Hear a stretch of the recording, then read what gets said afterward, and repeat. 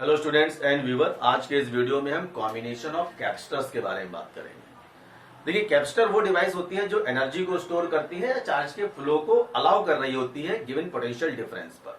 जब किसी भी कैपेसिटर को एक वोल्टेज सोर्स से कनेक्ट कर दिया जाता है तो वो या तो एनर्जी को स्टोर करता है या उसको फ्लो होने के लिए अलाउ कर रहा होता है। तो कॉम्बिनेशन ऑफ कैपेसिटर का बिल्कुल साधारण सा मीनिंग है कि अगर किसी भी सिस्टम में ग्रुप ऑफ कैपेसिटर हैं, आपने काफी सारे कैपेसिटर लगा रखे हैं, तो वो सेम अमाउंट ऑफ वर्क हम एक सिंगल कैपेसिटर की हेल्प से भी कर सकते हैं। हमें इस कंसेप्ट को समझना होता है।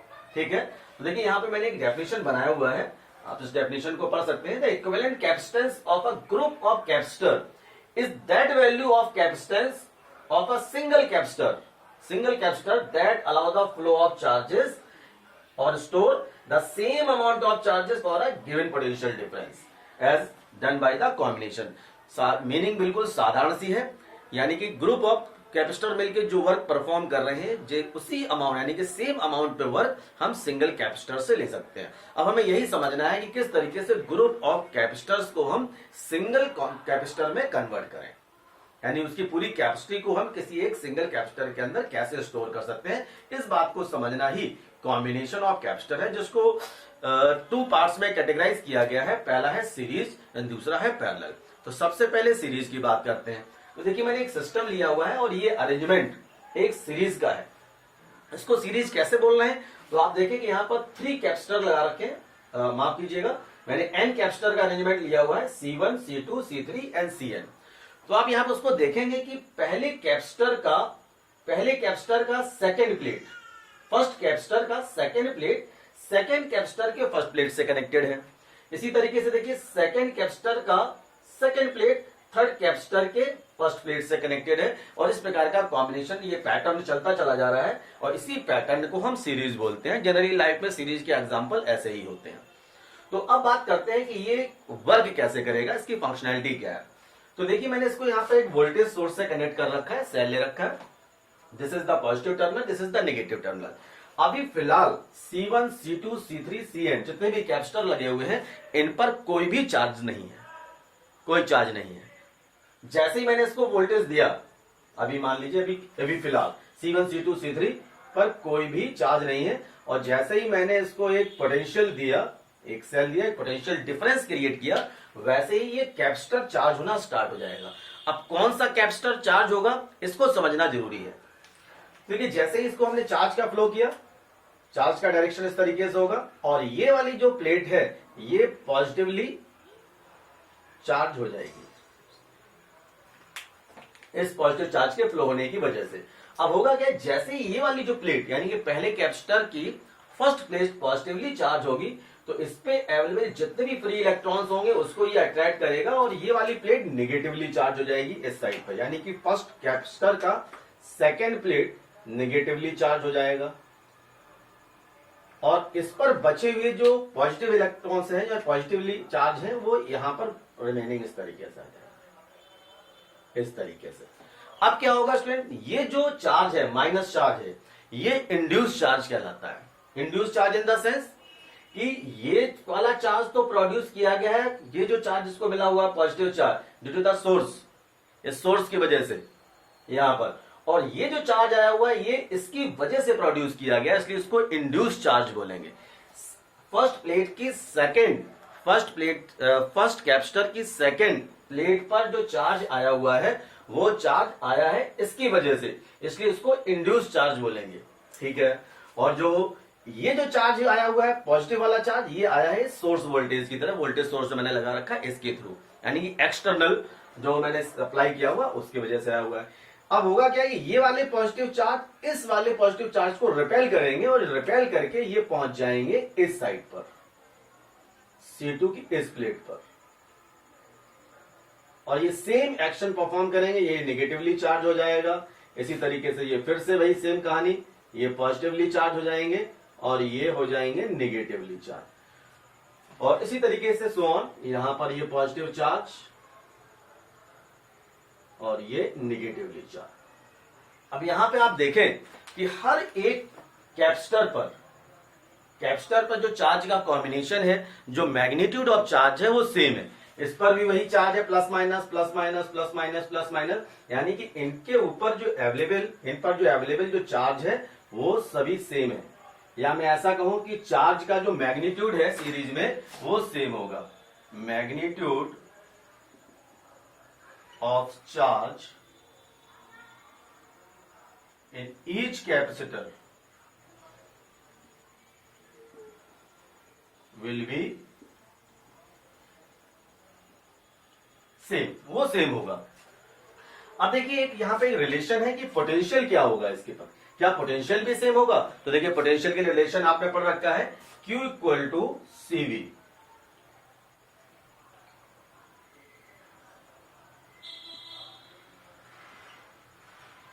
Q is equal to C upon V, sorry C is equal to Q upon V। देखिए मैंने ये कॉम्बिनेशन यहां पे लिखा हुआ है, Q is equal to CV नहीं, मैंने सिंपल लिखा C equal to Q upon V। तो आप देखें यहां पर जो कैपेसिटर है, कैपेसिटेंस है, वो inversely proportional to the potential है, तो ये तो सेम होने वाला नहीं है। इसका मतलब यहां पर यहां पर यहां पर इनका पोटेंशियल अलग अलग होगा, तो पोटेंशियल हो गया अलग अलग, V1 V2 V3 and Vn।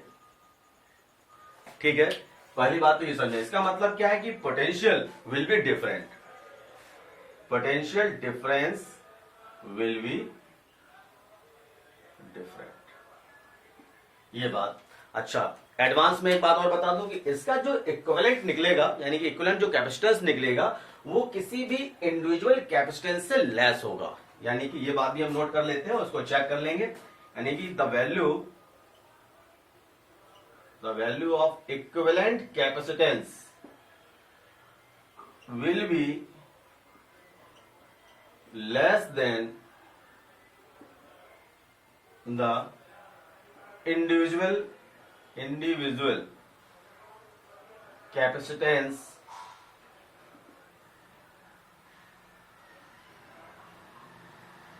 of single capacitor। ये ध्यान रखनी बात, ठीक है। तो देखिए यहां पे एक रिलेशन बनाते हैं, तो इस जगह पर कितना चार्ज आएगा, यहां पे इसकी वैल्यू क्या होगी, तो देखिए कैपेसिटेंस की वैल्यू निकाल लेता हूं यहां पर, तो सभी के लिए C1 इक्वल टू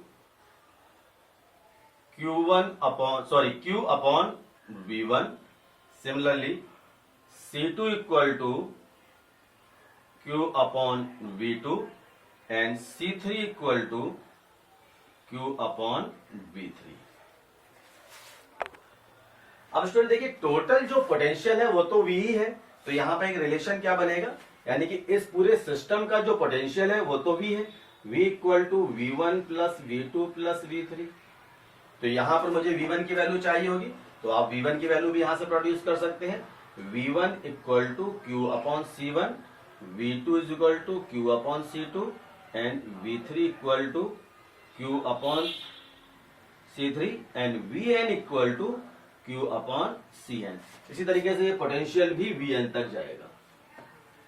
अब देखिए यहां पर ये जो पोटेंशियल है ये क्या है, पूरे एक सिस्टम का। अब जैसा कि मैंने डेफिनेशन बताया था कि 10 कैपेसिटर यानी कि 100 कैपेसिटर जितना मिलकर वर्क करेंगे वो सिंपल एक कैपेसिटर भी कर सकता है, यानी कि एक कैपेसिटर के अंदर भी वो एलिजिबिलिटी है कि वो 10 कैपेसिटर के बराबर वो वर्क कर सके। तो इसका मतलब क्या है, इसका हम इक्विवेलेंट कॉम्बिनेशन बनाते हैं, यानी ये कैपेसिटर इसको बोलेंगे इक्विवेलेंट कैपेसिटर, और इसको भी वही वोल्टेज सप्लाई करेंगे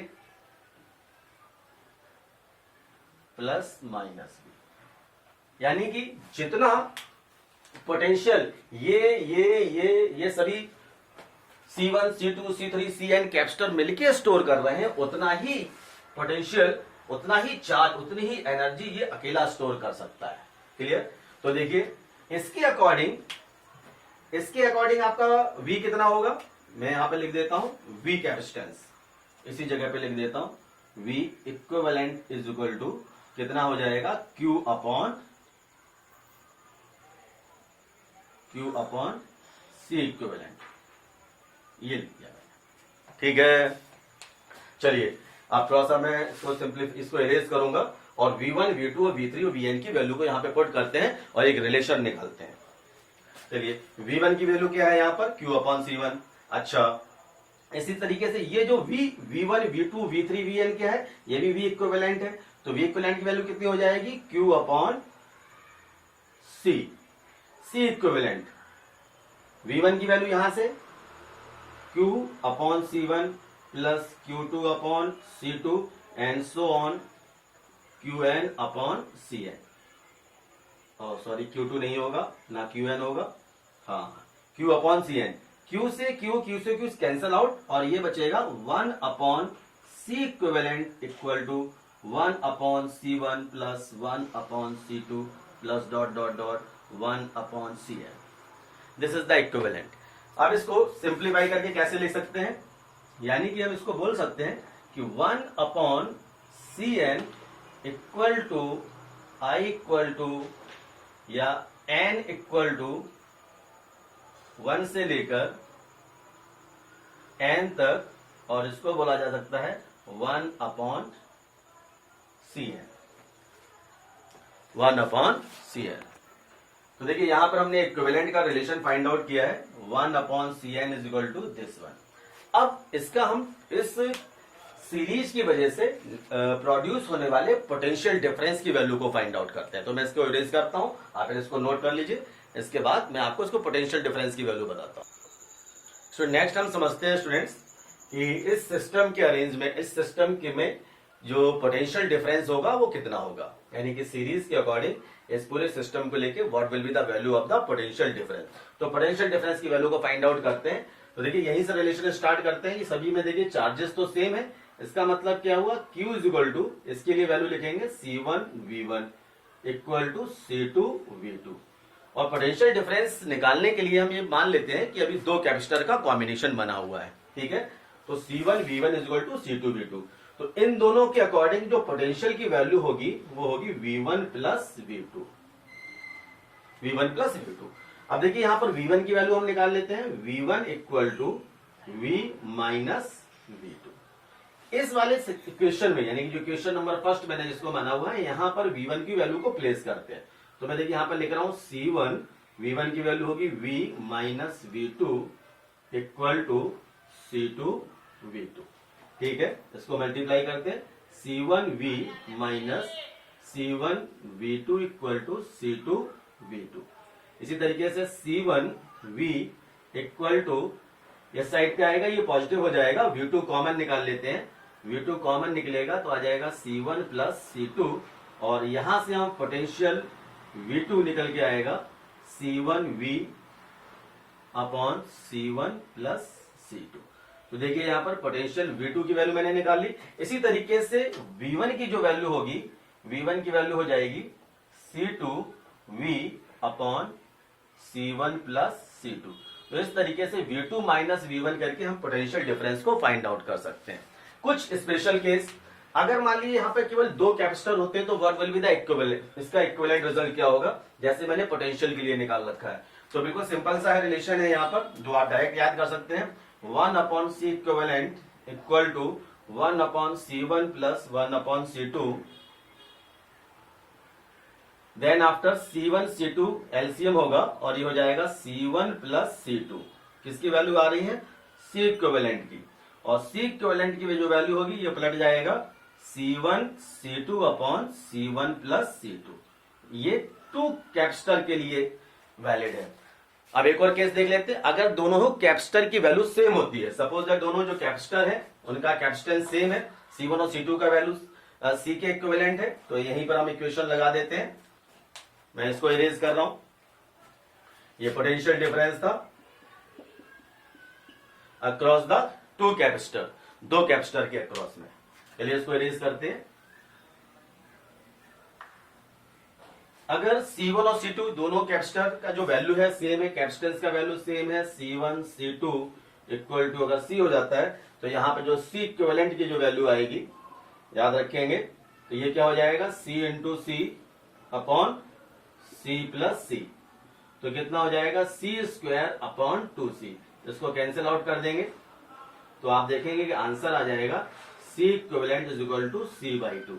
ये केस भी याद रखना है कि अगर दो कैपेसिटर सेम है तो उसका जो इक्विवेलेंट होगा किसी भी कैपेसिटर का हाफ के बराबर होगा, तो C/2 के बराबर होगा।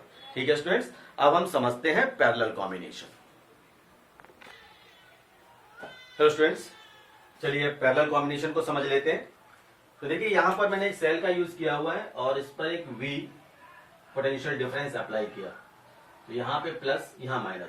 यहाँ प्लस क्यू चार्जेस जैसे ही फ्लो होगा तो आप देखिए प्लस क्यू चार्जेस को यहाँ पे 3 रास्ते मिल रहे हैं, और यहाँ पे लगे हुए हैं अलग अलग कैपेसिटेंस के अलग अलग कैपेसिटर, यानी कि C1, C2 and C3 3 capacitor लगे हुए जिनकी अलग अलग क्षमताएं हैं।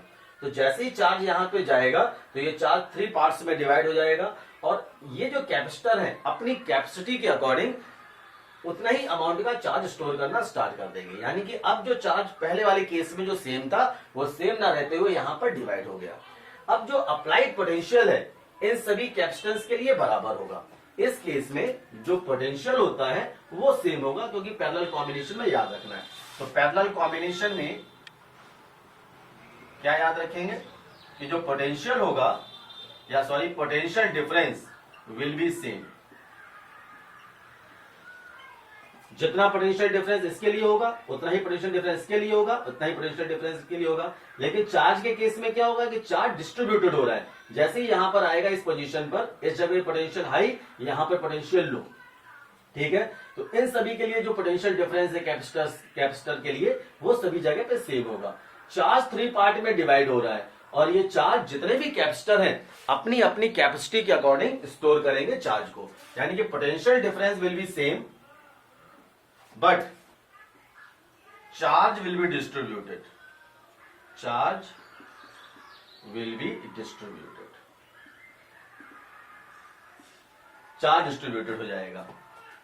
तो देखिए C का हमने फॉर्मूला पढ़ रखा है। C का फॉर्मूला क्या होता है? C equal to Q upon V।